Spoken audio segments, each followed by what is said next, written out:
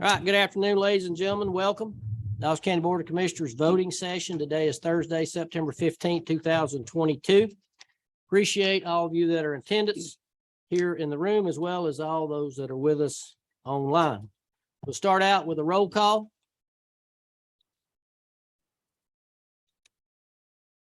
And as you see, we're all here. Ask everyone to please rise for a brief invocation and pledge.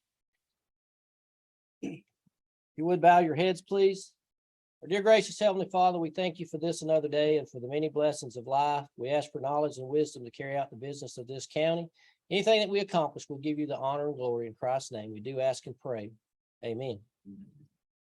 I pledge allegiance to the flag of the United States of America and to the republic for which it stands, one nation, under God, indivisible, with liberty and justice for all. You may be seated. Next up, are there any announcements? Any announcements? Do have one announcement. Our next BOC meeting is October the 6th, 2022. Anyone else have any other announcements? We'll move on to the approval of the minutes. First up, we have the minutes of the work session held on September 1st, 2022. Any additions or deletions? Motions. Motion to approve. Motion by Commissioner Fawcett, Second. seconded by Commissioner Gaines. Discussion. Hearing none, please vote. And those are approved 3-0 with one abstention. Mr. Dooley wasn't with us at the last meeting. He's a new daddy. All right, so we'll move on to the minutes of the voting session held on September 1st, 2022. Any additions or deletions? Motions. Motion by Commissioner Satterfield, Second. second by Commissioner Gaines. Discussion. Hearing none, please vote. And that is approved 3 with one abstention. Next up, we have the approval of the agenda. I do have 3 changes to the agenda, and they will be under new business. Item number 7, request for Assistant District Attorney supplement. You heard earlier today. Item number 8, continuation application of Victim of Crimes Act grant FY 2023, and that's acceptance of that grant. And that'll be item number 8. And item number 9, FY 2023 intergovernmental agreement between Dawson County and the Board of Education concerning school resources officers. I'll entertain a motion to accept the agenda with those changes. So move. Motion by Commissioner Fawcett, Second. seconded by Commissioner Dooley. Discussion. Hearing none, please vote. And that is approved 4-0. No one signed up for public comment in this particular section. No, sir. Move on to zoning. These are the rules that we will follow in the zoning process tonight. Planning Director will present the application and recommendation of the Planning Commission. We will hear from the applicant. We'll open the hearing, hear from those who are in favor of the application, and we'll hear from those who are opposed to the application. Each person wishing to speak will be allotted 3 minutes per our zoning guidelines. Anyone who speaks will need to sign in and give us your name and address.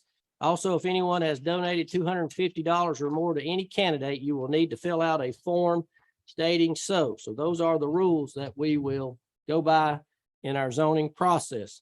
First up, we have ZA 22-15, Jim King request to rezone tax map parcel 097-017 from RSR residential sub-rural to RPC residential planned community for the purposes of developing a 332 lot subdivision with amenities, and this is on Grizzle Road. It is my understanding that we have received a request for withdrawal of this application. So, Ms. Sharon. Yes, sir. Staff is in receipt of a written request for withdrawal. Certainly the Board of Commissioners may vote to remove the item from the agenda. At this hearing, the applicant is present. If there are additional questions regarding the withdrawal, we need to note that there's no refund of the application fee, and additionally, any future request for this property will have to start from scratch, zero, day one, new application, new request, new everything, if they plan to come back anytime in the future. So this is a full withdrawal. All right. So does the board have any questions for our planning director? Could they apply tomorrow? Yes, if they want to? yes, Okay. and that's the purpose of the withdrawal, in most cases, so they Yes. don't have to wait the 12 months. Okay. Other questions of our planning director? But back on what you said, if they, for clarification purposes, if they did at any point reapply, the whole process starts back over, goes to Yes. planning, and then it comes back before public hearing to give Yes. everybody an opportunity. Traffic studies, everything, Planning board. planning commission, yes. But they couldn't technically apply tomorrow because of the moratorium though, right? They would have to. be Correct. strictly It's legal. true. Oh, I Yeah. stand corrected. thank you. yes. Oh, Yes. you are sharp. That baby has done something for you. She's keeping me up, so It's Yeah. something to think about. you Got got time to think. stuff to think about. That's right. Yeah, yes, that's right. Moratorium. All right, so. Thank you. Board, you have some options. Obviously, you can accept or decide to vote whether you want to accept the withdrawal of the application. You can go ahead with a public hearing if you would like to hear, or those are pretty much your two options. So what's the pleasure of the board? Mr. Chairman, I'd make a motion to accept the application to withdraw. Motion to accept the application for withdrawal by Commissioner Satterfield, Second. seconded by Commissioner Dooley. Discussion. Hearing none, please vote. The application for withdrawal is approved 4-0. So, Would it be in order if the people that could stand up that were here to oppose this, would that be okay? they can do that if they'd like. Would you stand up if you're here because you were opposing this? Wow, okay, Okay, all right, thank you. You may be seated or leave, whatever. you may Thank you. stay if you can stay or you can leave, whichever one you would like to do. Yes, they're withdrawing. Withdrawing the Yes. application. I don't know about that. Okay. Give everybody a few minutes that wants to leave to go, and then we'll move on. You see, they hit the Indians were circling the wagon. Okay, yeah.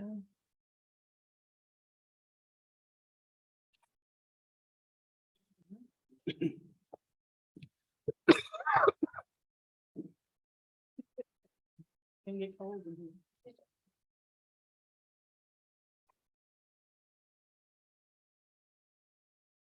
Say Wednesday. All right, we'll move on to our second zoning, ZA 2219. Jim King requests to rezone tax map parcel 107-053 and 107-272 from RA residential agriculture to RMF residential multifamily. The purposes of developing 152 multifamily dwellings, Lee Castleberry Road. And also in this requesting a variance 2214, Jim King requests to vary from Dawes County Land Use Resolution Article 3, Section 308.C.6.B, vary from the width of driveways in RMF. Ms. Sharon. Yes, thank you. I did just hand out an enlarged color copy of the concept plan. First off, the planning commission did recommend approval with only one change to our stipulations, and it certainly was a legitimate change, and that was just in the number of lot with a certain width. But staff was supportive of this request. If you look at the plan, most of the townhomes, which are truly single family attached, not a multifamily product, are closer to the Georgia 400. And then as you make your way down Lee Castleberry and along Lumpkin is the single family lots, and then the Monument Park area on that roundabout. But the recommendation from the planning commission again was approval with only one change in our stipulations, which is a few pages back. And certainly the variance language makes sense to the driveways. That's one of the changes we hope to come back with next month to remove that stipulation. We're not really sure what it was intended to do. If you have a 2-car garage, a 10-foot driveway doesn't make too much sense. So he just has to ask for a variance until we make that code change. Questions for Ms. Sharon? Are these townhouses or apartments? Townhomes. Somewhere, but Some- somewhere in here, apartments were mentioned. Where was? Well, no, I mean, this got a breakdown of townhomes, and then these are single family. That's the Mhm. breakdown. Well, somewhere in our stuff that was loaded, it said apartments. Future land use designation is multifamily, but truly a townhouse is a single family attached product. So I hope to address that too in the code changes. This request meets the future land use plan. It certainly does. All right, is the applicant present? Come on up. Tell us what you'd like to do.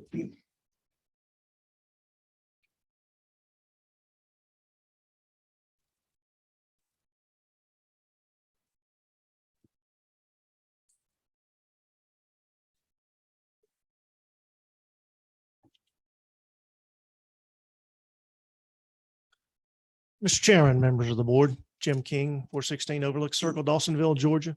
I'm here tonight with my client, Billy Stark, with Stark Properties. And we are requesting the rezoning of 25 acres from agricultural to our residential multifamily in order to build 152 townhomes. Excuse me, it's a mixture of townhomes and single-family detached dwellings.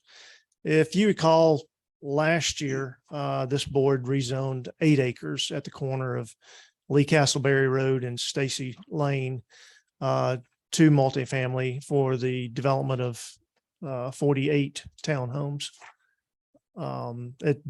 Since then, my client was able to assemble another 25 acres that is adjacent to that piece and would like to expand his development with the additional 152 townhomes for a total of 200 townhomes for that, the total piece of property. It's not 200 townhome. Based on this, there's some single family detached. I'm sorry, that's correct. Yes, Okay. mixture. Yeah, yes, sir. And it is, the original 8 acres was on the future land use plan designated as multifamily. The additional 25 acres is designated as commercial highway business, which includes multifamily uses. So I'd like to let my client share a little more information with you on this. Okay, Thanks, Jim. Mr. Chairman of the board, my name is Billy Stark, 3719 Wander Highway, Flowery Branch, Georgia. Let me write my name real quick.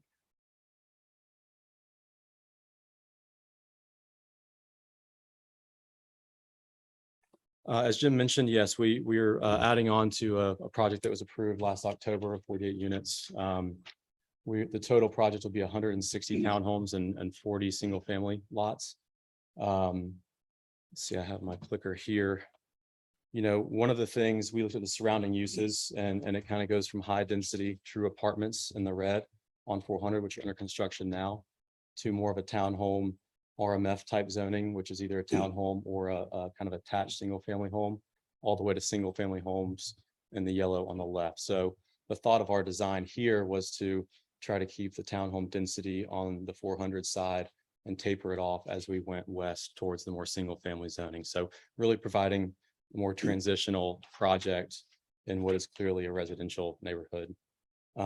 We think this is a great place for this sort of density in the county. We're on the far south border of the county and we're right next to 400. So from a traffic standpoint, you know, a lot of our residents will be going south on 400 and not impacting traffic in the rest of the county.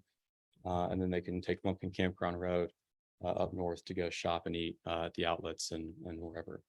On the point of traffic, we are volunteer as part of the conditions of the October rezoning. We agreed to widen and repave the Lee Castleberry Road from Georgia 400 to our property line. Now we're extending our property line if we get this rezoning. So now we're offering to widen and repave Lee Castleberry Road from 400 all the way to the new roundabout at Lumpkin Campground Road. So that was a voluntary item we were paying for at our cost. We're also donating 20 foot of right of way as one of staff's conditions back to the county and putting in a sidewalk and kind of a linear park along Lee Castleberry Road. So all in, we're at about $1 million to $1.3 million of public improvements at our cost over and above impact fees that, you know, are required of all developers. Here's some pretty pictures you can look at. This is HGOR, our land planner. They're out of Atlanta, but they're, you know, regionally or if not nationally known for, you know, good land planning of residential, mixed use, college campuses, et cetera. So they've put a lot of thought into this plan, and we've preserved all green space that we need to.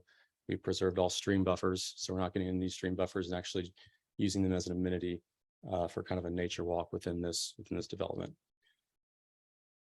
So this is still under design, but at the corner of the new roundabout, we'd like to do some sort of a park or a monument sign. It doesn't have to be a monument sign for our project. It could be for the county. We're open to suggestions there, but this is just an opportunity we thought to really designate the entrance to the county. We have an amenity center for our residents, to be determined, full scope, but pool, clubhouse, some sort of fitness facility. And this is an example of our townhome and single family detached product that we've done elsewhere in the northern Georgia. This is really small, but this is, we know that property tax is under review and impact fees are under review as it relates to the values of homes in Dawson County. You all have forgotten more about county taxes than I will ever know.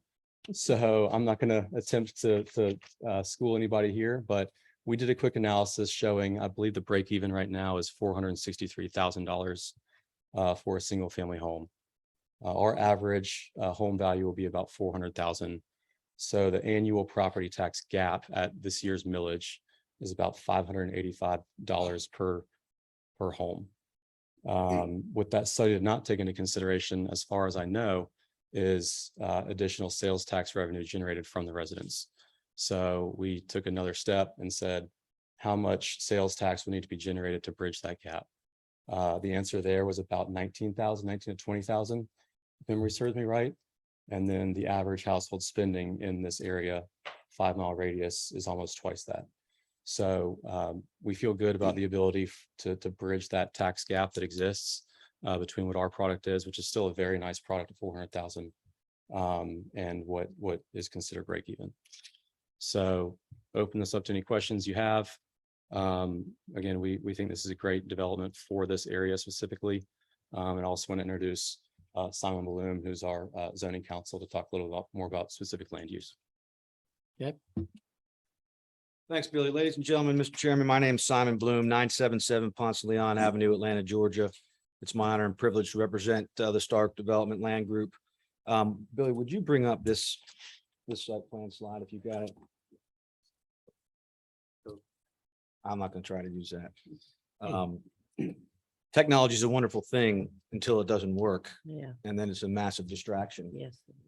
I wanted to start by giving some context. What the county has done over the last several years in terms of developing and or zoning this area of the county is to call for and actually cry for a transitional residential development node that goes from 400 west up to where the orange is, which you've got. What he keeps talking about, this transitional development, this is what you probably all learned about in terms of smart land use, is to keep the most intense and dense uses right on the highway and the main corridors, and to gradually taper off as you get farther and farther rural. Well, that's exactly what you've done in terms of rezoning the apartments to the east of 400 and then starting to rezone a little bit more densely residential as you get west. This is an area of the county that cries for additional residential zoning. And what you want to do is pack that residential zoning in the right places. And this is the right place for residential zoning. It is a mixture, as Commissioner Gaines pointed out multiple times. It's a mixture of both townhome product as well as single family detached product. So it's got transition within the transition. Not only is it the proper transition from 400 going west, but within it, it puts the more dense uses inside and closer to 400, and then gets less dense and more spread out as you go west, which you would expect. This is the right way to land plan a development, and this is the right way to land plan this part of the county.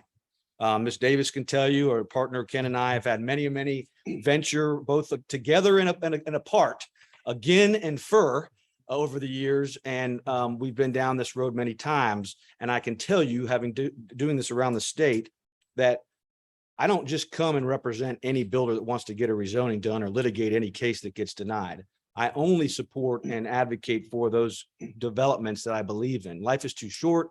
I'm too old. And so this is one of those projects that makes complete land use sense, which is why you had a planning staff recommending approval with minimal conditions. You had a planning commission recommending approval with minimal conditions. And in fact, the future land use map calls for this type of development here.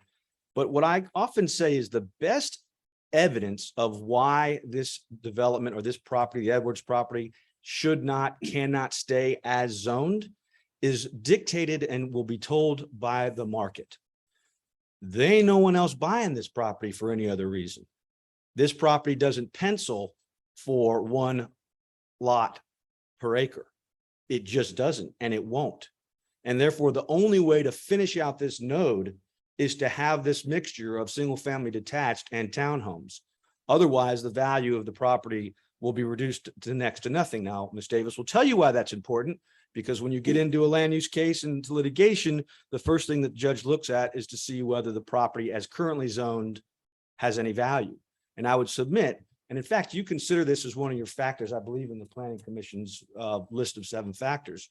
What has the market said about the property heretofore? Well, it said that the only real good use for it is this. And that's the best evidence that it warrants a rezoning to a denser classification.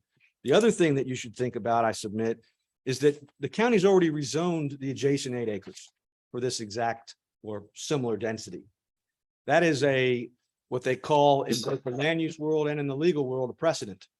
And it dictates that it was a good idea to upzone what was prior, I'm sure, agriculture or low density residential to a more dense use in the residential context. And that's what you did right next door. It's going to be really hard to explain why it was okay and prudent to zone that 8 acres townhomes, but not this 25 acres. But again, when you look at evaluating the test and the factors that you're supposed to evaluate when considering an upzoning like this project satisfies all of them. The value as it's currently zoned is not good. It cries for additional rezoning, planning staff approval, planning commission approval, future land use map approval. All of those things drive towards an answer of yes to approve this rezoning application. Not very often that I see $1.3 million. I hope you wrote that number down. $1.3 million of voluntary infrastructure improvements being made by the developer. That doesn't happen very often. Agreeing to all the conditions, yeah, that happens often. But the $1.3 million plus, in addition to that, the impact fees that are required scream that this is a responsible developer that you'll be proud of. You won't hear neighborhood complaints or neighbor complaints about this particular project. I think they all left after DR withdrew its application anyhow, I hope. At any rate, I appreciate your indulgence. I'm happy to entertain any questions. This is a smart land use plan with a smart location within the county, and then within the project itself is one that I think you'll be proud of. Thank you very much for your time. Questions of the applicant?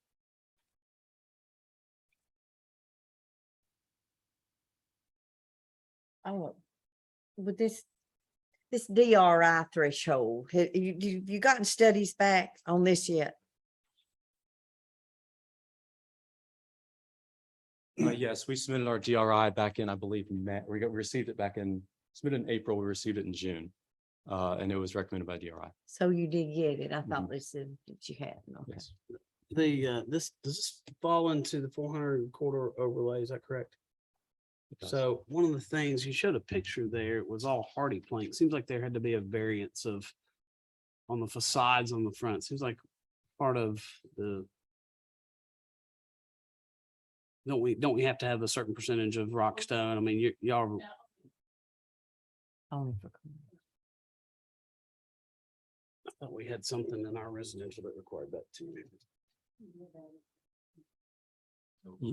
Yeah, no vinyl, of course. I Yeah, it remember was, no it vinyl, was, but I was thinking we had a certain percentage of rock stone on the front faces.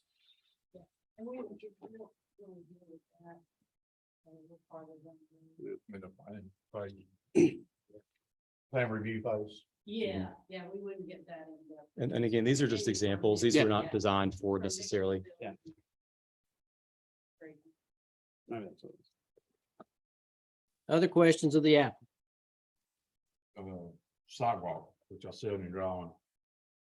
So y'all don't own that other partial that fronts 400, We do not. so you really can't put sidewalk down the, unless you do it on the county right away, right? That's correct. Because Yeah, we, I mean, if you go down 400 now, you've got sidewalks in front of Publix and you got sidewalks in front of the new Kroger. Right. Leading to nowhere. Right. But they're, at least they got, they can walk, and if Right. you had them coming out on 400 that end, eventually, hopefully they'll connect. right. That would be our goal. And obviously we can widen within the right of way. So we can do the road improvements, but to your point, probably not the sidewalks. Okay. I mean, if we can do it in the right of way, we're willing to do the sidewalks, but again, we were planning on doing it in the 20 feet that we dedicated to the county. Other questions of the applicant? From a timeline perspective, what's I guess one of my general concerns that's been voiced in the past is where we're at from a recession standpoint and what our responsibilities are as commissioners to support the existing citizens as well as new citizens that come online. What is your timeline on development and approximately your first CO or first resident moving in? Sure. So rough timeline is, hopefully we have a positive decision tonight. Jim and his team will get to work on land disturbance permit drawings, design. That'll take anywhere from, I want to put you on the spot, 3 Put to him 4 on the months, spot, yeah. 3 months or so, 3 to 4 months, and we'll submit for LDP, which process can take maybe another 3 to 4 months, depending on comments and back and forth. So we're really not starting this project until next spring to summer. From there, it'll be about a year of development, site work. So we're looking at early 2024 is, when we'd be pulling our first building permits. From there, a 200 home subdivision like this, again, depending on the market, could take 2 to 3 years to fully build out and have occupied and sold. So, we believe in this market. We believe in the North Georgia market. I think had a conversation a lot about winners and losers of what's going on in the world. A lot of our counterparts in West Coast and Northeast and Midwest cities are struggling, but in the Southeast, there's still a pretty strong market for residential, especially in good counties like Dawson County and other northern Atlanta suburbs. So we feel good about the market. It might not be as hot as it was the last 2 or 3 years, but we still feel like it's a very strong market to build into. Other questions of the applicant? Is there just one entrance into this? There is a secondary entrance on Stacy Okay, where Lane is it? on the Oh, I right see. side. Oh, okay, And that would be They required by to fire have to code as for the well. Fire code. okay.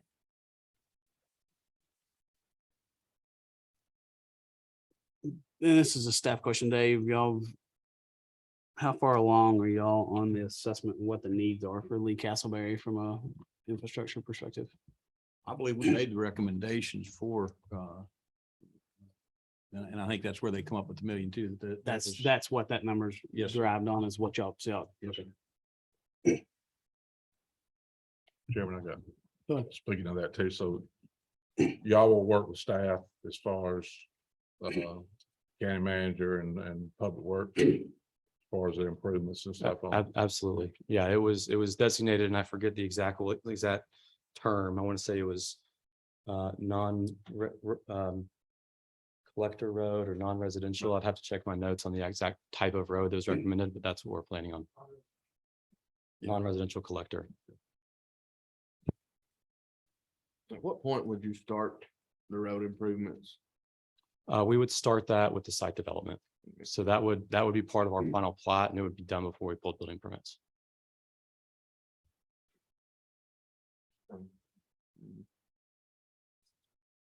Other questions for the applicant? Chairman, excuse me, may I Go ask ahead. one question? Yes. Has there been any studies done on, with GDOT on whether or not based on the apartment complex that's going on across the street on the east side of 400 with the combined use now that you're proposing, has there been any studies done or work done on whether to put a traffic light in that area, and what contribution, if there was, were you all planning on making or working with? Yes, so we did the traffic study as part of our DRI process. This future build conditions, so if built out, will actually not warrant a traffic light there. I cannot speak to the apartments. I know those were taken into consideration with that study. But they may have the density to warrant that signal, but even if we wanted to, DOT would not let us put a light in there right now. Other questions for the app? Thank you. We may have some more later. Thank you. All right, just go ahead. Staff, can we get them? Yeah. Back up, Sharon. The stipulations. You know, I always ask you, No, you're not. it's not 3 pages of it, is That's true. it? 4. I No, did that to her one time. I'm sorry. Twice. Twice, okay. She Sorry. remembers. Yeah. Yeah, you're right. But it avoids, we've had confusions after we just spit out all these stipulations Yeah. and when it's over, Especially when there's 60 of them. right? yeah, so. No, these are pretty straightforward. Number one is the dedication of 20 feet of right of way along Lee Castleberry Road and make improvements from Georgia 400 to Lumpkin Campground Road as recommended by the county engineer. Owner developer, shall be responsible for all improvements required to include the widening of Lee Castleberry Road and turning lanes off Lee Castleberry Road. An eastbound left turn decel lane along Lee Castleberry Road shall be provided for driveway 1. The community shall include a passive or active recreation use that is a minimum of 5% of the acreage and shall be under construction prior to the issuance of the first CO. A replanted buffer of at least 15 feet in width shall be provided and maintained around the entire exterior perimeter of the development. Number 6, buffers in which vegetation is non-existent or is inadequate to meet the screening shall be planted with supplemental plantings to provide a year-round screen. All landscaping design shall incorporate a minimum of 40% evergreen trees. All plant materials must be Georgia native. There shall be no vinyl siding. All homes shall have a 2-car garage. There shall be a minimum separation of 20 feet between townhome buildings, and that's of course the what we call the 6-packs. There shall be a 24-foot separation between the face of the structure's garage and the curb or sidewalk. And then number 13, which is the one we adjusted at the planning commission, a maximum of 1/3 of the lot shall be 22 feet in lot width, with the remaining 2/3 of the lots being a minimum lot width of 24 feet. Thank you. Thank you, Sharon. All right, at this time, I'll open up this hearing. Is there anyone here to speak in favor of the application? Anyone here to speak in favor of the application? Come on up, sir. Give us your name and your address and please sign in, and then you will have 3 minutes.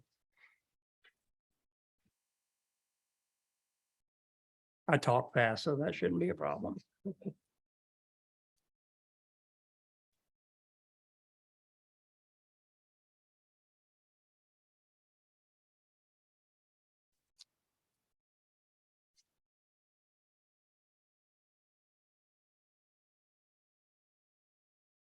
Yeah, my name's Robert Edwards, 117 Lee Castleberry Road.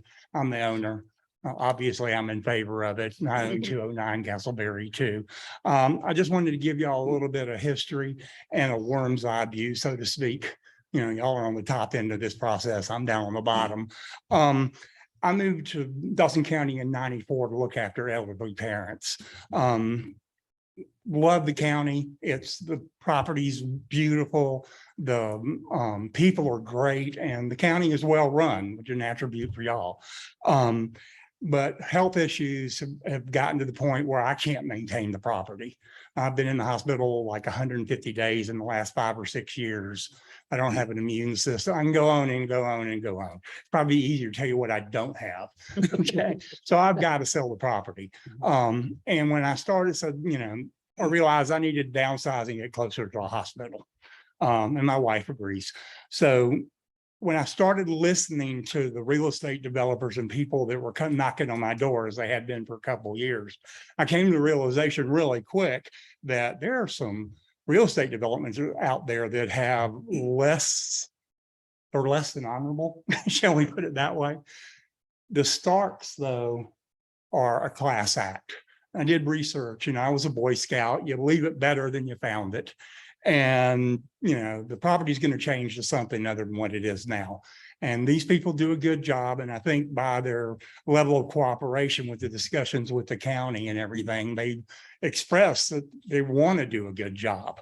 So and I can't speak highly enough of them. Also, the fee simple part of it is a win-win for the county. You guys will have residents that have skin in the game. It's not an apartment complex. They'll want to increase the value of the property, which gives you a better tax base as it moves forward. I actually have a degree in industrial geography, which is urban planning. And probably what you're going to get is young professionals moving in there, fast commute into Roswell or Atlanta or whatever. And then when they want to start having the kids, they're going to go find a place with a yard and a cat and a dog. Okay, so you're going to have probably not a lot as much school expense as you think you are. The real estate agents talk about location. It's really accessibility. You're going to get enough traffic where you get a traffic light on 400.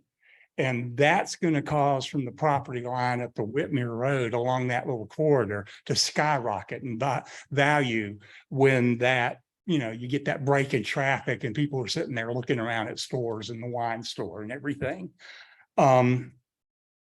You guys are in control right now, but I'm telling you, I'm going to sell the place. Your time is up, sir. Pardon? Your time is up. Okay, I'm going to sell the place. The next developer may not be good as Stark.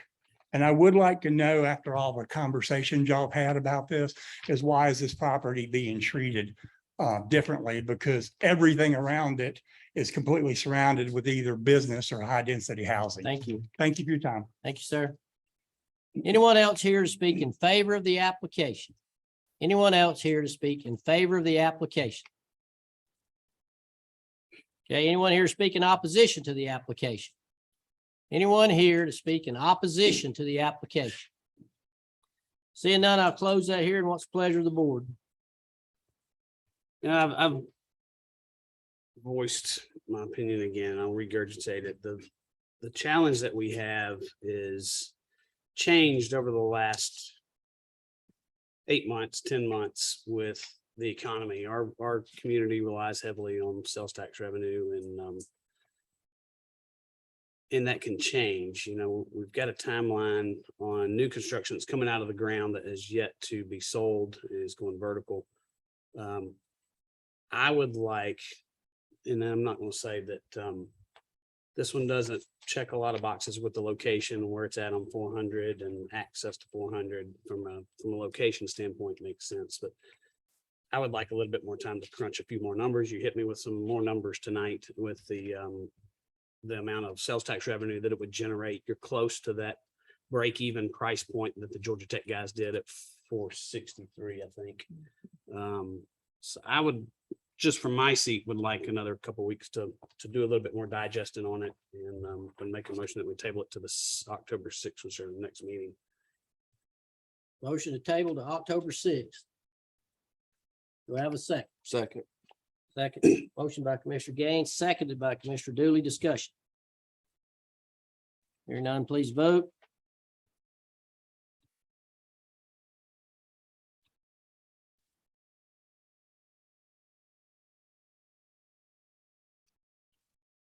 And that is approved 3-1 to table till October 6th.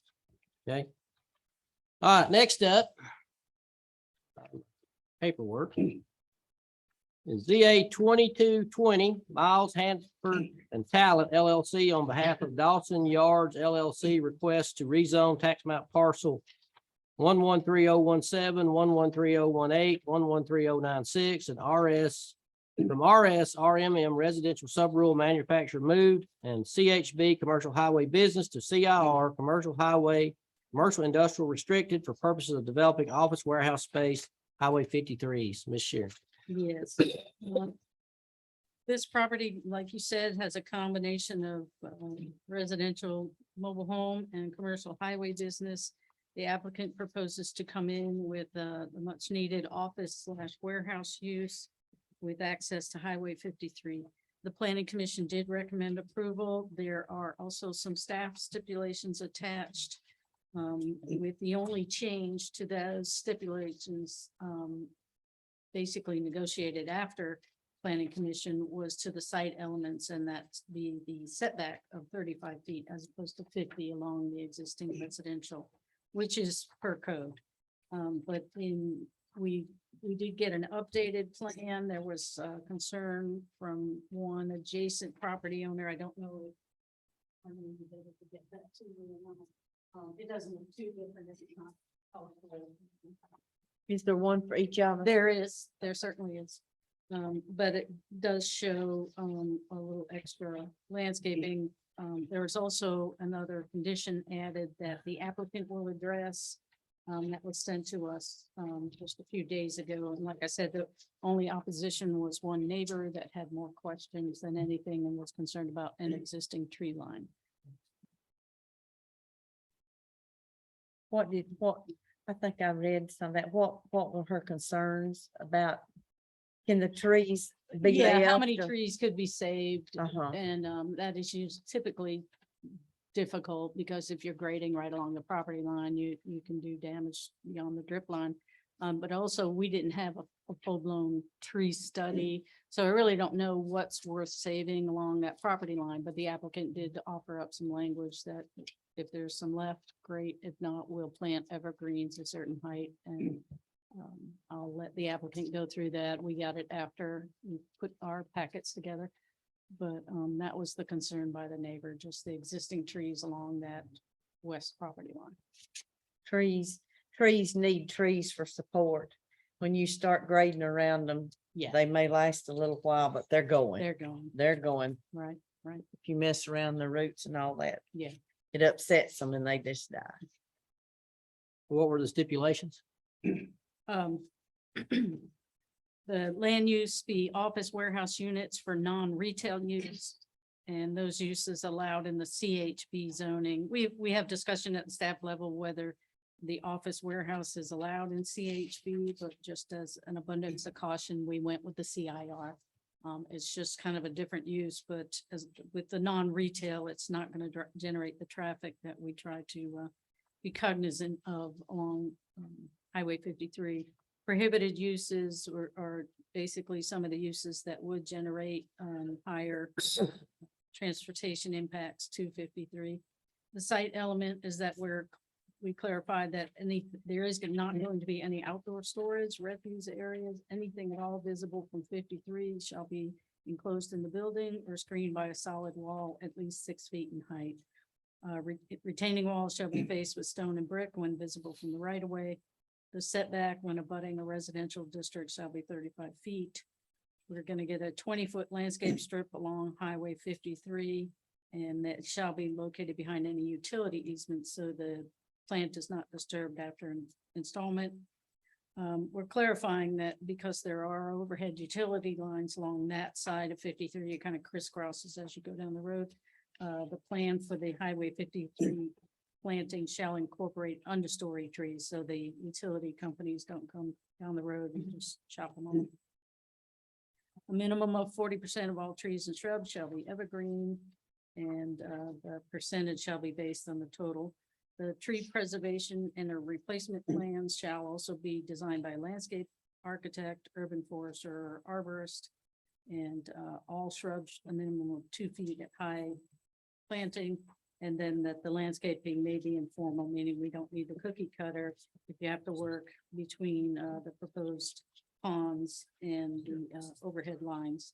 Architectural design, we pretty much copycatted the Georgia 400 and went with the 75% instead of 80, but 75% brick and stone, showing what you can visible from the front on 53 and then 50% on the sides. The rear do not have to meet that condition.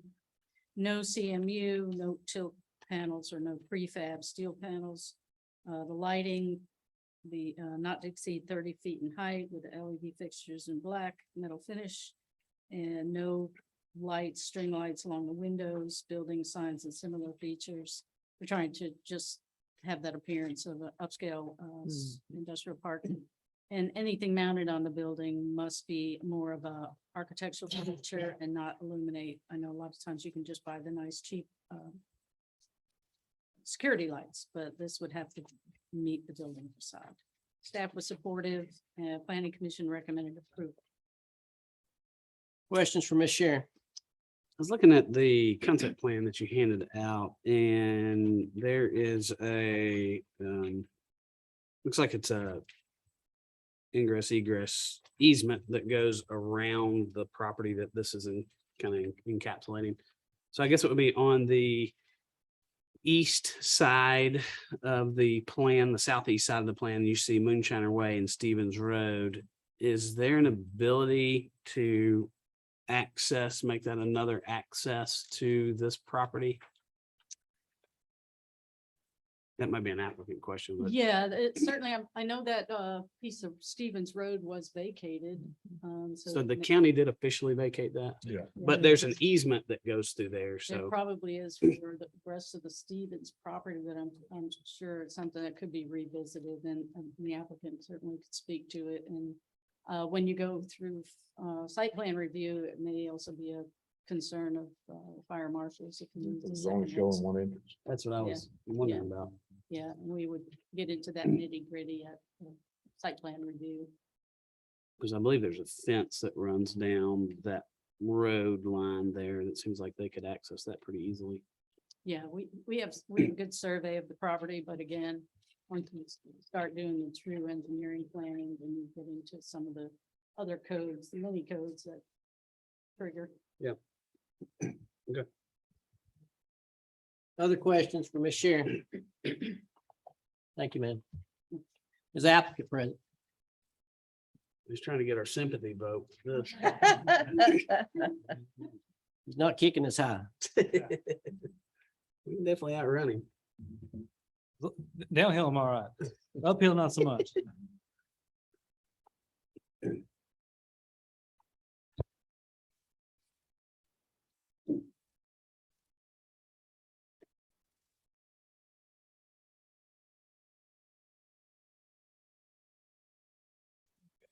Mr. Chairman, Commissioners, good evening. My name is Jonathan Beard. I'm with Miles Hansford and Talent here on behalf of the applicant. Here to discuss the application. I do have a presentation. I'll get to it pretty quickly, but just to have some illustrations of what exactly we're talking about. Thank you. So the subject property consists of 3 tax parcels. The complete portion of tax parcel 113,017 and 096.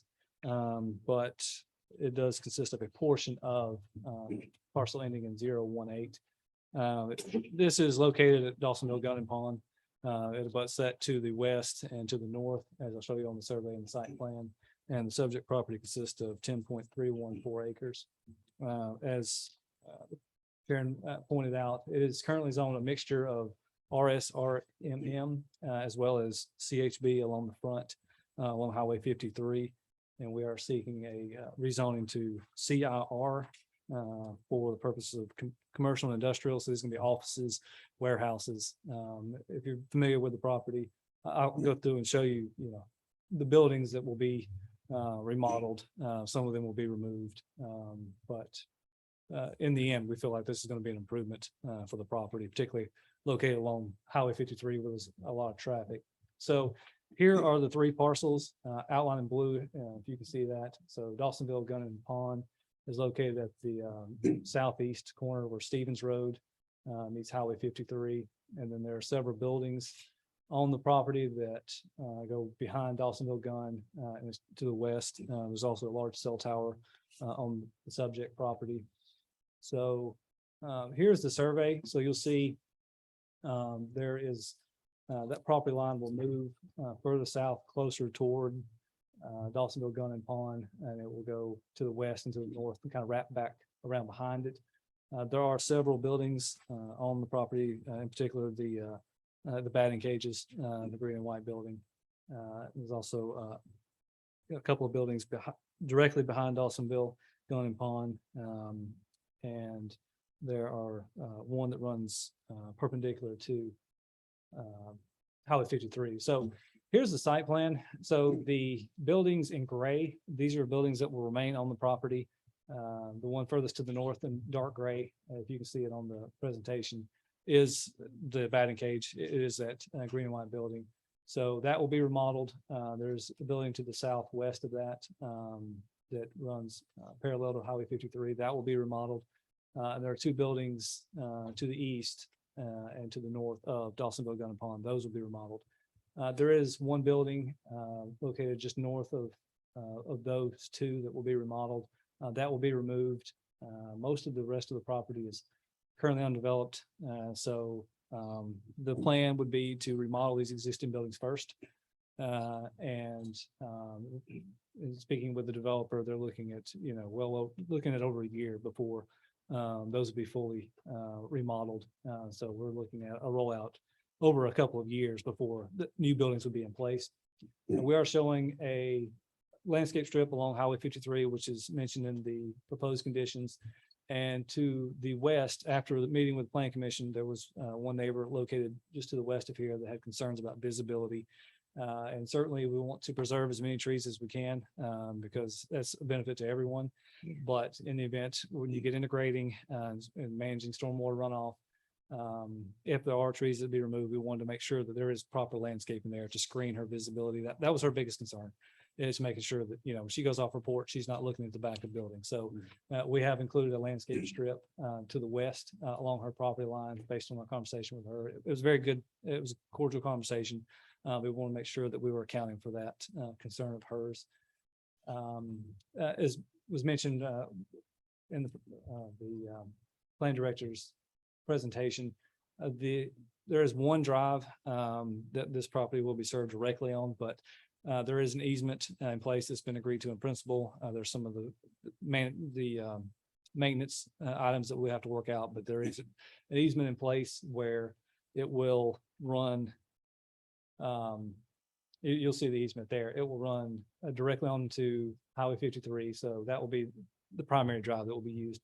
But it also runs through the parking lot in front of Dawsonville Gun and Pond and to what used to be Stevens Road. So it will run all along there up to the property line of the existing parcel. So will they have emergency access on that side? It is gated, if I'm not mistaken. So we have it to the property line. So they'll be able to come out and exit on the Stevens, but they will not be able to run north on Stevens. So, Right, but that'll be open for public use, or is it just emergency use? I mean, it's currently open, so you can go in and come out on the Stevens and go through the parking lot. So it kind of does a U along the front. Let's see if I can. So this site plan, it shows the road is stopping right there versus going. through. Correct. So they would have to come back through where the buildings to the southwest. Yeah, over there. So there's an the easement would have to come through either directly there on to Highway 53 or go through the parking lot. So either way you're going, you're coming by Dawsonville Gun and Pond. So you can't go around behind. It does not connect behind Dawsonville Gun and Pond on the Stevens. It is all directly in front of Dawsonville Gun and Pond. So there is no access. You just went completely around. You sound like an attorney. You went completely around. So there is no emergency access on Stevens, or is there emergency access? There is, but it is in front of Dawsonville Gun and Pond. So there's one access point from the subject property, and it either exit directly there on to the existing drive on the 53, or you can go through the parking lot in front of Dawsonville Gun and Pond and come out on Stevens. Those are the two only access points, but onto the subject property, there is that one access point located to where the new buildings would be to the west. That is the only access point to the subject property. So there's no connection point on the east side of the subject property to Stevens. It would have to come through through the existing drive that's there now. So here's just a brief overview of the proposed development. The proposal is approximately 44,856 square feet of new construction. Obviously, there's existing buildings that will be remodeled based on code requirements as well as the staff conditions. It's pointed out there. And then so one of the benefits and potentially curses, but we see it as a benefit because that is a particularly busy intersection, particularly in the afternoons. Oh, And so adding an additional drive in that section there, we wanted to use this existing drive. We thought that was a benefit to not add another drive onto that section. So we're doing it via the easement process. There was a discussion at the Plan Commission regarding what impact we could have with GDOT and connections and turn lanes as we're sharing this through an easement. And everything's going to be bound by GDOT's decisions anyway. The developer is somewhat limited because they're not adding an existing drive. Certainly they'll work with the property owner for Dawsonville Gun and Pond to see what can be done. But in terms of, because it's accessing 53 through an easement, the entry point is, the developer's extremely limited on what they can do. Certainly they'll work as best they can. But I did want to mention that was a discussion point at the Planning Commission. We do have several experts here. The developer certainly happy to answer any questions, and I'm certainly happy to answer any questions that anyone else may have of me, but I'll reserve whatever time. Sorry, I did want to mention one thing that Sharon brought up. We're showing the landscape buffer on the west side, but we wanted to add a condition just to make sure that's clarified to account for that.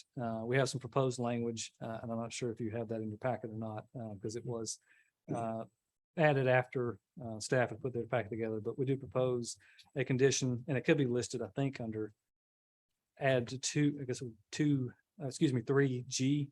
It could be added there if the board so chooses, but the proposed language would be located within the side setback. There should be a 10-foot buffer planted along tax parcel 113016. And again, that's where that landscape buffer is shown. And you'll see tax parcel 113016 with 2 staggered rows of overstory top evergreens. Trees shall be a minimum of 6 feet high, planting within maximum spacing of 12 feet on center in each row. Existing vegetation may be utilized to provide a portion or all of the screening if dense enough to satisfy this condition. Again, we want to keep as many trees. There's a lot of large trees, and we want to keep as many as we can, but in the event, as was pointed out, if these trees have to be removed for grading, or if they die as a result of that, then we certainly want to make sure that the developer's putting in a proper landscape strip to address that neighbor's concerns. And again, I'm happy to answer any questions, and we do have other representatives of the developer to answer technical questions that anyone might have. Questions of the applicant?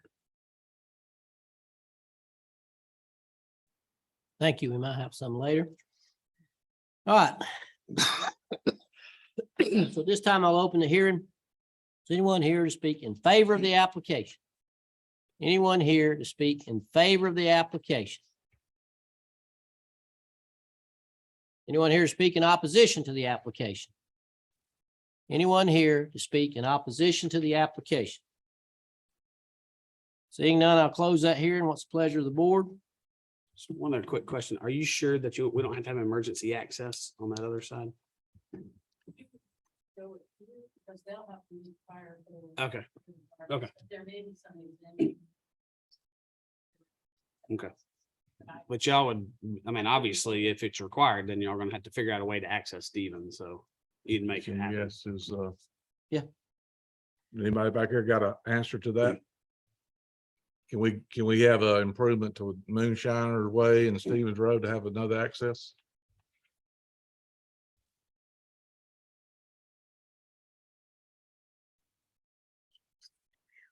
So that's all through an easement, correct?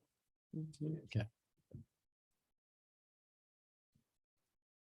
They've got a recorded easement on that side, correct? We're getting an easement. So really, all you have to do is put a gate That's just a lot of traffic coming right there in front of us. That's not improved right there. I mean, well, I can't remember. Is David, that's still concrete? It It's improves some. I mean, Yeah, it's improved. When they built Ace Hardware, they had the part that was abandoned was Stevens Road beyond the Ace Hardware and all, because they had to enter onto a county maintained road. So we maintained the right of way there and abandoned it from there up to Lumpkin.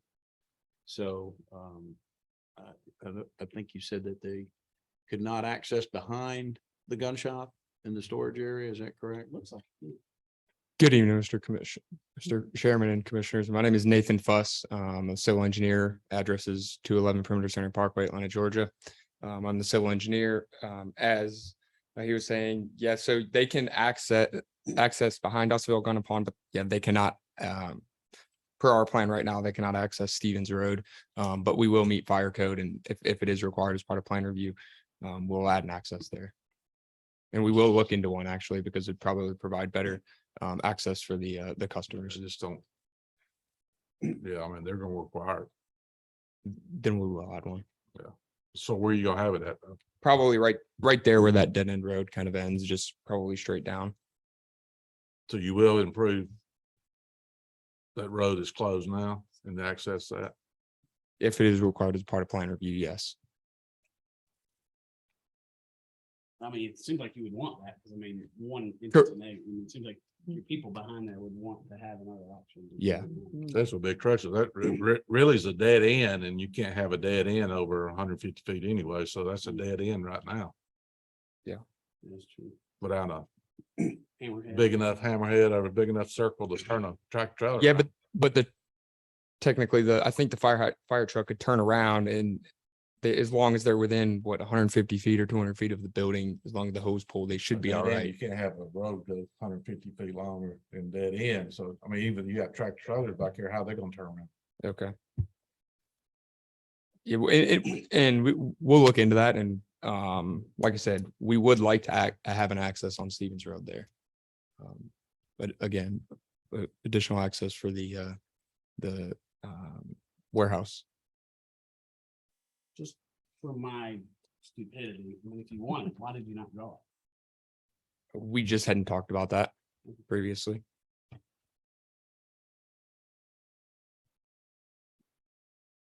Is that a stipulation y'all would agree to? I mean, if you want it.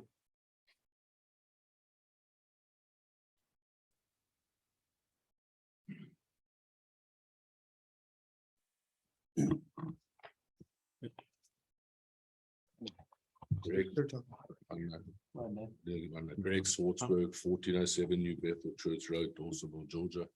Good evening, everybody. I'm the developer. We would like to have access there if possible. I don't know if it's because I know it's been an abandoned road and the road's in rough condition. But if we could use it as an access, it would be better for us. Well, that's gonna be between the Yeah. developer and the property out owner, with the not the county. seller on, I mean, you got an What easement for it. is it gonna be between the hardware store and Mr. Mincy? No, it looks like Mr. Mincy owns I assume it was turned over to Mr. Mincy because the property line is. Well, it would have been split. When they Well, yeah. abandoned the road, they would have Mm. split from center line out. Hardware store and the gun store. Yes, sir. Splits between. Yeah, we could make it a stipulation. Before they get a land disturbance permit, have that agreement made. It sounds like what you're saying, fire marshal is going to require it anyways. They will, and it requires a separate entrance, not basically utilizing the main entrance, but just ingressing it from the front. It's gonna be a separate entrance. Well, And they'll cover that in the plan review. I'm sure Mr. Mincy would allow it. I can't talk on behalf of trade value, but Yeah, because he I have a has, good relations with him, and I'm happy to talk to him about it. I don't see why he would object to it. sure. Okay. I don't think it cost him. But you say something about maintaining that road, So it helps him. fixing up the road. Right, you might have to put asphalt gravel. right there, but that would, it seems like that would improve your value. But would, or rather, would definitely be a good Yeah. idea. So that'd fall under fire code anyway. All right, Thank you. other questions? of the app? How many buildings are there now?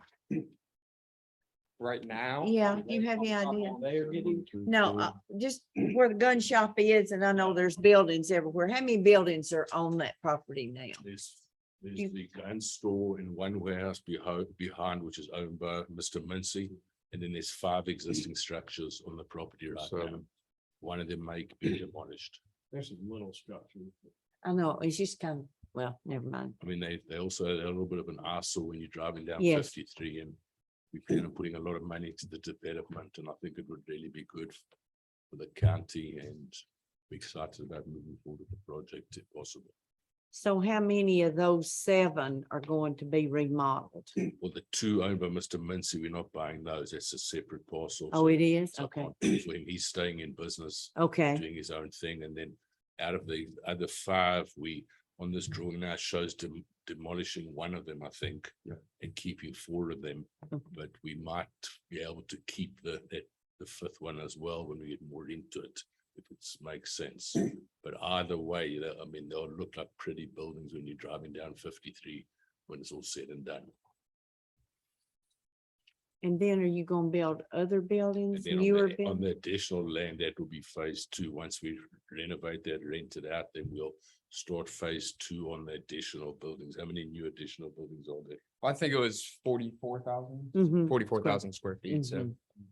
It's not a huge Five or development. 6. We're just looking to do this for local tenants. I mean, we just bought a warehouse on West High Tower. And my sons are leasing it, and they can't keep up with the phone calls. There's a shortage of places for businesses to do Mm. business in Dawsonville right now. Mhm.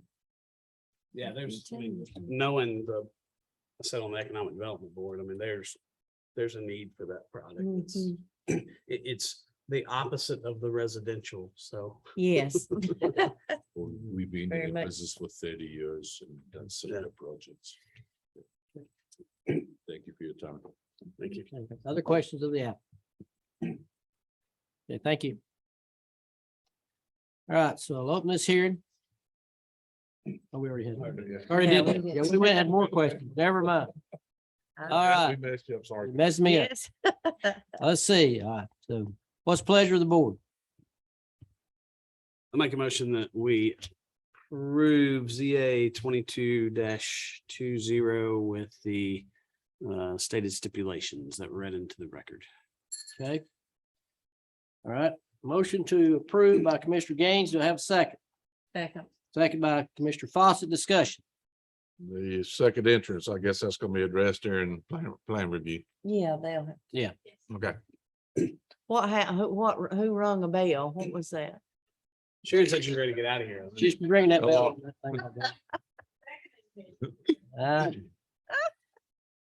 Any further discussion? Hearing none, please vote.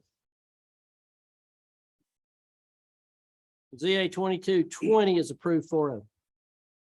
All right, we'll move on into new business. First up, we have consideration of request to use county facility parking lots during the Mountain Moonshine Festival and use of the transfer station following the festival, something that we do annually. Any other information needed? You're welcome to scoot on out of here. No. Roll out. Motions. Motion to approve. Motion by Commissioner Fawcett, seconded by Commissioner Dooley. Discussion. Hearing none, please vote. And that is approved 4-0. Next, we have consideration of Shop with a Cop fundraiser. The sheriff brought that to us a couple weeks ago. Any other information needed? Motions. Motion by Commissioner Satterfield, Second. seconded by Commissioner Dooley. Discussion. Hearing none, please vote.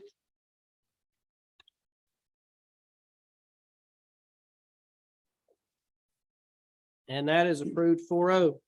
Next up, we have consideration of RFP 406-22 debris removal and disposal services results. That was brought to us a couple of weeks ago. This is just a contract. If we have a disaster, that we can get the debris removed, and there is no cost unless there is an actual declaration. Any other information needed? Motions. Make a motion, we approve. Motion by Commissioner Gaines, Do we have to specify the company? RFP 406 I mean, okay.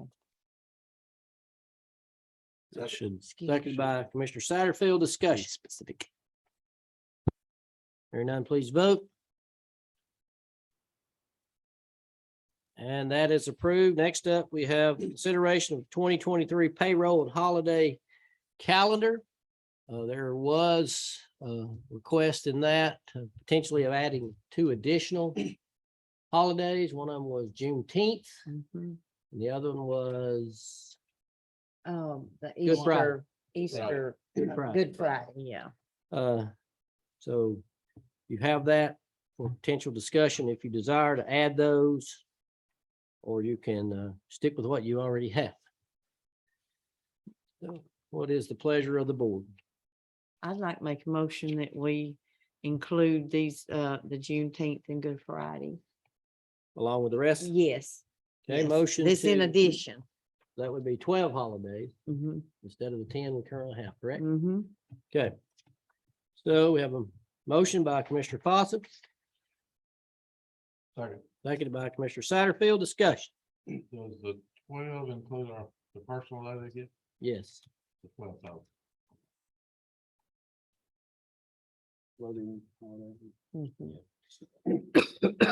Any further discussion? Hearing none, please vote. And that is approved 4-0. Next up, we have consideration of the 2023 Board of Commissioners meeting schedule. Ms. Kristen brought that to you weeks ago. Any other information needed? Motions? Motion to approve. Motion by Commissioner Fawcett. Second by Commissioner Gaines. Discussion. Boston, I can be here. I'd like to add some more to it. Whoa. Yeah, I wouldn't call that motion. We're gonna have you abstain. This y'all getting paid more. Uh, You earn your money. Yeah, Needs to have more days, yeah. you can motion, they can come to the office more like me. All right, I'd like to add a amendment. Sharon and Tim have to come every meeting to the citizens. concerned citizen. meeting. Concerned citizens. All right, so we have a motion and a second. Any further discussion? Hear none, please vote. That's approved 4-0. Next up, we have consideration of annexation C 2200122. Ms. Davis, you want to kind of highlight that? Certainly, I'll be happy to make a few comments. This concerns an annexation petition that we've received from the city. And just to be clear, the county has no authorization to stop an annexation, provided that it meets the legal requirements of being contiguous to city property and doesn't create an island and those basic legal elements. This particular property is at 922 Highway 53 West. And the owner is JSWG Corner LLC. The property sought to be annexed is for the purposes of rezoning a total of 33.98 acres to the city's R6 zoning classification for a proposed 195 units attached rental home development. The county has discussed this previously, and in consideration of whether to put forth a land use challenge under the annexation statutory process. Because of the way the standards work under that, and because of the limited number of units that are actually in the county proper on this development, I think the county opted to have us prepare a letter, which is before you for your consideration tonight. This letter urges the city of Dawsonville to deny this annexation petition based upon the fact that it is at an intersection of near Perimeter Road and Highway 53 intersection, already very congested, particularly during school hours, as it's located in the immediate vicinity of Dawson County High and Robinson Elementary School. So adding the additional 195 residential units so close to those intersections with already a congested traffic issue is a burden on our infrastructure and could implicate heightened safety concerns for those traveling in that area. So the county has requested that the city disallow the annexation, and also notes in the letter that the county's existing zoning plan would provide for much less density, specifically a maximum of 1 unit per acre, where this property will be developed at a density of 5.74 units per acre. I understand that the planning commission of the city had voted to recommend denial of this project, but it still needs to come before the city council. So if this meets with your approval, a motion to authorize the chairman to sign would be appropriate, and then we'll get this in front of the mayor and the city council. So when they have this come on their agenda for consideration, that will have the county's position on this case. Questions for the county attorney? All right, what's the pleasure of the board? Chairman, I make a motion for your approval to sign the letter and send it to the city for county denying the or I guess we're not in favor of the annexation. Right. Okay, so a motion by Commissioner Satterfield, second by Commissioner Dooley. Discussion. I think just zooming out holistically, we said this on our side too, is the fact the city continues to not have impact fees, and we bear the burden of a lot of service delivery anytime they bring on additional residential units. So that just continues to add burdens onto us. And I guess there's no way that can be read on record as their meeting, is it? Unless somebody steps up and reads it. The letter. Let's It- wait. It would be sent to them. I mean, they would, I guess. They will get an official letter from us. Yeah. I would imagine that they would at least speak to it in their meeting. But you were talking about just getting it read. You'd like to have it read. Read for record, but I don't think you can do that. I would too. Well, maybe somebody from the paper might have that done. Well, somebody could actually go to the meeting. They'll have a public hearing. Somebody could read it Yeah. if they so desired to When do is so. it? When is it coming up before the city? I thought somebody said It'll be a October. month. I mean, because planning just heard it yesterday. Yeah, they heard it on Monday. Okay. Yep. Hey, you raised your hand? I didn't see it. Sharon likes to read. She's read enough stipulations. All right, any further discussion? None, please vote.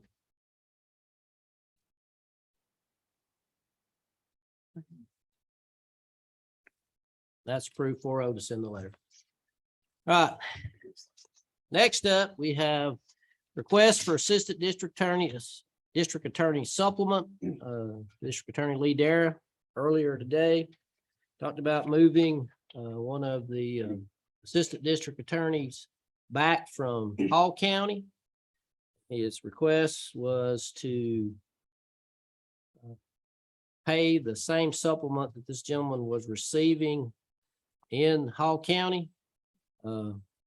Currently, Austin County was paying a supplement to this gentleman when he was here of $11,732. He's requested change up to $16,789, which is $5,000 and some dollars. He would really like for it to be 20, but minimally, he would like to see it go to $16,789 to match what this gentleman was getting in Hall County when he worked over there versus the $11,732 that he will get when he comes back here.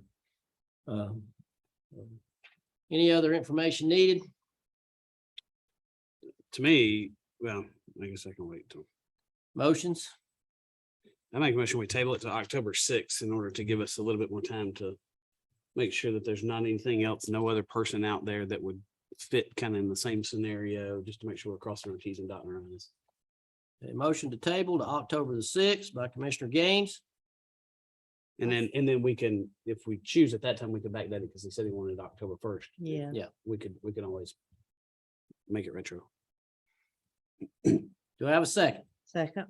Second by Commissioner Fawcett. Discussion. I guess that way we'd find out what the other assistant DAs are making here. Yeah, I mean, I think it's What they're worth making. the time to spend another. That was So how many has he got? How many assistant? How many we got here? I don't know. I do not know. 3? I'm gonna guess they're Four. probably all getting the same supplement. It's gonna be my guess of that 11,000. Bring one of them back over to the home. so- Higher, it's- We just need to cross our. And he's been here the least time. If we bring him over and give him more money, we're giving the other 3 that's working here. He's been in both places. So he could have been here more time based on, depending on Yeah. back and forth. That we can find out, yeah. Dave, can you get that info? Okay. All right, so a motion second to table. Any further discussion? Hearing none, please vote. That's tabled 4-0, October 6th. Next up, we have continuing application of Victims of Crime Act Grant FY 2023. That grant has been approved, $74,419, and that's for our victims advocate. Which she does a good job. She does a great job. And there's no cost to the county, no match, just the grant amount. Any other information needed? And is this to accept the Accept the grant? grant, Council? yes. For Katie, Mhm. for Katie Strayhorn. Katie Strayhorn. No match. Mhm. No match. Okay. Can I make a motion? You can. I'd like to make a motion that we accept the grant. A motion by Commissioner Fawcett, Second. seconded by Commissioner Dooley. Discussion. Hearing none, please vote. And that is approved 4-0. Next up, we have FY 2023 intergovernmental agreement between Dawson County and the Board of Education concerning school resource officers. This is a rewrite of our existing to update it. School resource officers 50-50 split. And we've been doing that for many years. Any other information needed? Motions. Make a motion, we approve. Motion by Commissioner Gaines, Second. seconded by Commissioner Dooley. Discussion. There again, Mr. Chairman, Mhm. I'm gonna speak my piece again. Go ahead. I still think we need more officers, especially investigator. And I think with the amount of money they get in assessments and their compared to what we get. I know, like I said, we've been accused of setting the rate for everything, Mhm. and theirs is double what ours is. And I met with them and she said, well, they already had their budget set. We changed our budget many times during the year and have to.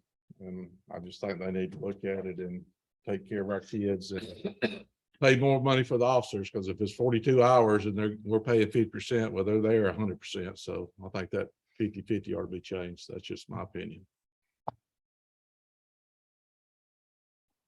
Any other discussion? Hearing none, please vote. And that is approved 3-1. That concession can continue and should continue. Yes, it can. Absolutely. And I was surprised, to be honest with you, that the sheriff didn't have that in his budget request, because you had brought that up long before the budget and he didn't ask for any addition. So that's kind of surprised me at that. Yeah, he was in that same meeting and they said that he didn't have any money. And they said they'd already set their budget. Hopefully that discussion can continue. I agree with you that we want to make sure we're protecting our children the best that we can. And how many more, Tim, are you saying maybe Well, I two? mean, at least one for, I don't know what we're on now. but we're on. Seven. Yes, one. Yeah, no, I'm talking about, I don't know what we're on, if we can discuss any further on this, since we Oh. already voted, but, I mean, like I said, right now, if they have somebody out, which they did last year, one school was uncovered, Oh, man. for most of the year, because they had somebody out, didn't have that position filled. So, I mean, you need at least somebody that can be a swing person, Rover person. rovers, go around, Yes. But I don't think they could fill that position. that's what it was unfilled, right? That's that time. But if we approve, we could approve 10 more. and But if we can't fill it. if the salaries get paid, and he's got somebody. Yeah. Making that say a road, they can put him over there. But he had another person. But like I said, he didn't ask for it, so. Okay. All right, let's see. No one signed up for public comment in this particular section. No, sir, but if I can just provide a point of clarification, Commissioner Satterfield had asked about the number of holidays, and I was nodding my head when he said 12, but it's That's what actually I thought. 15. Oh. With the holiday calendar that you all just approved, it will be 15, and that 15 does include the floating Gotcha. holiday. And some of those holidays are like 2 days at the same time, like 2 days for Thanksgiving, 2 days for Christmas, so. I was a county It's- employee. 12, I think it's, This will be another I benefit think it's for like them. 12 holidays, but multiple days on some of those. Another benefit. All right. Is there no other business? Then we will be adjourned. Thank you for your attendance as well as those here and those that are with us online.